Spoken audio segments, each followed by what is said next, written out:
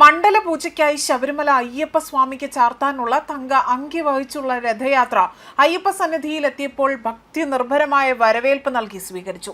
ദർശന പുണ്യം powered by Bharat ലജ്ന multi state housing cooperative society limited.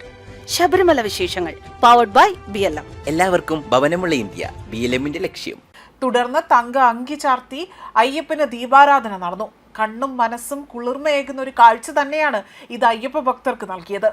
Thiruvithamkoor മഹാരാജാവ് അയ്യപ്പ സ്വാമിക്ക് മണ്ഡല പൂജയ്ക്ക് ചാർത്താനായി സമർപ്പിച്ചതാണ് തങ്ക അങ്കി. ഡിസംബർ 23 രാവിലെയാണ് ആറന്മുള പാർത്ഥസാരഥി ക്ഷേത്രത്തിൽ നിന്ന് തങ്ക അങ്കി ഘോഷയാത്ര പുറപ്പെട്ടത്. അതേപോലെ തന്നെ 11 മണിയോടുകൂടി ഹരിവരാസനത്തിന് ശേഷം അടയ്ക്കുന്ന ശബരിമല നട മകരവിളക്ക് മഹോത്സവത്തിനായി ഡിസംബർ 30-നായിരിക്കും തുറക്കുക. തിരുവിതാംകൂർ മഹാരാജാവായിരുന്ന ശ്രീ ചിത്തിര തിരുനാൾ ബാലരാമവർമ്മയാണ് മണ്ഡല പൂജയ്ക്ക് ചാർത്താനുള്ള ഈ തങ്ക അങ്കി 1973 നടക്കി വെച്ചത്. ഉച്ചയോടുകൂടി തന്നെ പമ്പയിലെത്തിയ തങ്ക അങ്കി ഘോഷയാത്രയെ ദേവസ്വം വകുപ്പ് മന്ത്രിയായ VN വാസവന്റെ നേതൃത്വത്തിൽ തന്നെ സ്വീകരിച്ചു. വൈകിട്ട് 5:20 ശരംകുത്തിയിലെത്തിയ ഘോഷയാത്രയ്ക്ക് ദേവസ്വം ബോർഡ് ഔദ്യോഗിക സ്വീകരണം നൽകി.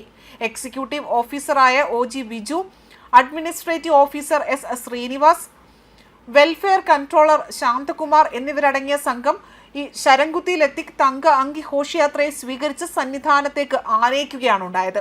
18ാം പടിക്ക് മുകളിൽ Devaswom board president K Jayakumar, Devaswom board അംഗങ്ങളായ K Raju, PD Santhosh Kumar, Devaswom commissioner V Sunilkumar എന്നിവരുടെ നേതൃത്വത്തിൽ തങ്ക അങ്കി ഏറ്റുവാങ്ങി.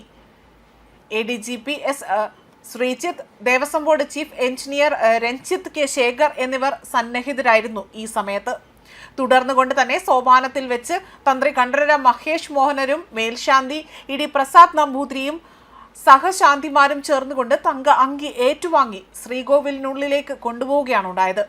6:40 തങ്ക അങ്കി ചാർത്താനുള്ള മഹാദീപാരാധന നടന്നു.